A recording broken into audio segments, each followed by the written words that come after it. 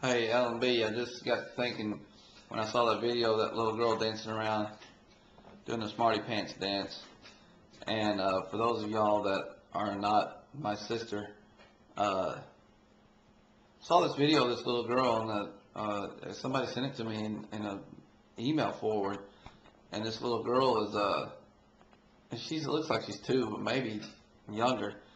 2 years old, and she's got a United States map there, and her dad is naming the states, and she's pointing to every state without missing. And when she points to it, her dad says, "Do the Smarty Pants dance for me." And she points to it, and she runs around the room doing this little Smarty Pants dance. And I'm going to try to link to the video in the description here. But it's just amazing. The way they've taught this little girl, and I was just telling my sister, I don't think she's necessarily any different than any other child. I think children are capable of that type of stuff.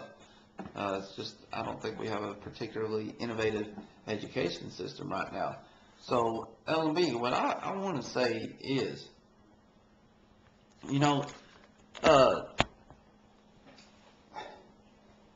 okay, I can't provide Trey with everything that he needs. I mean, physically myself.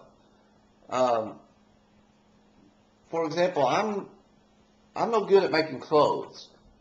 Okay. Now I'm pretty good at making tires.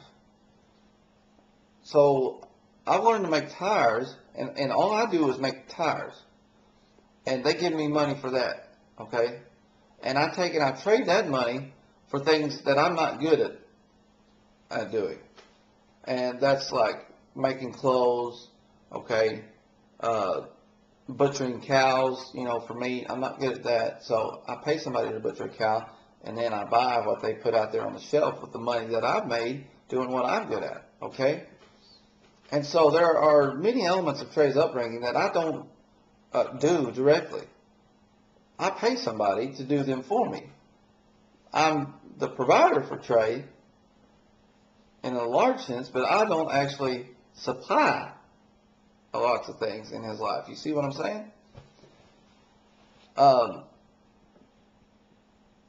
So I provide Trey a house, but I'm not good at making houses. So I pay somebody for this house that they built, they were good at. Now, I see no reason to feel bad that I am not a good teacher, that I am not a good educator, that I don't know the methods and the techniques used to impart knowledge or to impart learning. Okay? What it is, there are people that are better at that than me. They've studied how to do that. They've studied how children learn. They've studied, how the mind works. And they have a better understanding of how to teach children than I do. And so what happens is I take the money that I make and I give it to them, and I ask them to educate Trey, to give him a certain amount of basic knowledge.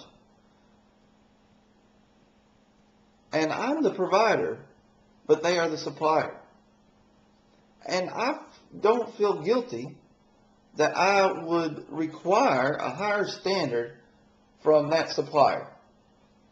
I don't feel bad that I send Trey off to school and I ask them to educate him. I don't feel bad about that. The slaves, when they were freed, okay, a lot of slaves couldn't read or write, illiterate, okay? And they had charities that came down from the Northeast that educated the slaves' children. And, the slaves were obviously in no position to do any of the educating themselves as far as teaching their children how to add and subtract, how to read and write. The only thing they were able to do was require of their children that they were able to impart the importance of education onto their child. They made it an important part of their child's upbringing. They were able to require their child to be respectful and to view school as a learning opportunity, and talk to their children about concentrating on their studies and things like that. And they were a support mechanism for the people that were educating their children, but they had no way of actually educating their children. I would venture to say that those children slaves that were educated with there was not a possibility of those slaves adding to their child's education experience other than what I've described here. I would venture to say those slave children were probably, required to learn something far beyond what our high schoolers are leaving high school with today. So that's not to say that I never crack a book, that I never go over multiplication tables. That's not to say any of that. Okay? I should do everything I can, and I should do probably more than I do. But that's also to say I don't feel bad to require somebody else, to be accountable for the money that I do give them to educate my son.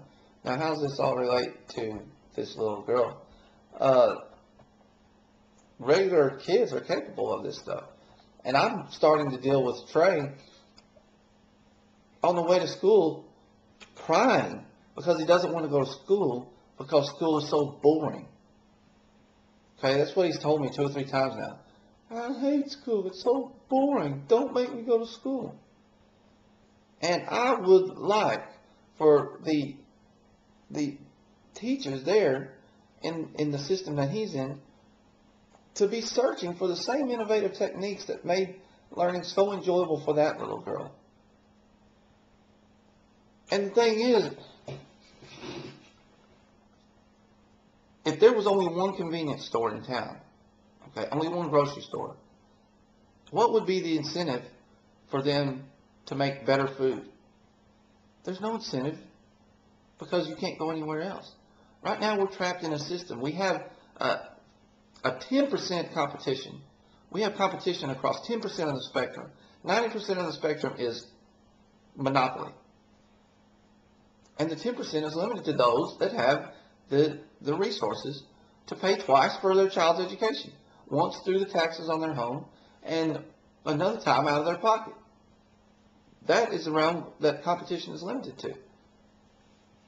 And so, back to the convenience store theory or the grocery store theory, the education system will only innovate, will only search for these new innovative techniques when we introduce competition into the system. Because right now, if they don't do a good job with my son, where am I going to take him? I'm trapped. I can't go anywhere else. There's no vouchers. There's no private funding for me to take my own money to whatever school I want to. It's a publicly funded monopoly.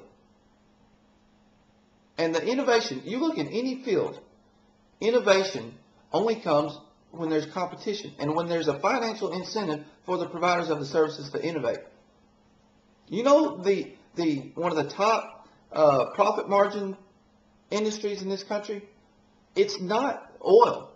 The top profit margin is one of the top profit margins is in the cell phone industry. And you have all sorts of innovation going on in that industry. I mean, month after month, this industry is improving because in that industry, the financial incentive to innovate is the highest. And so that's why you have all these providers, all these new products coming out in that area.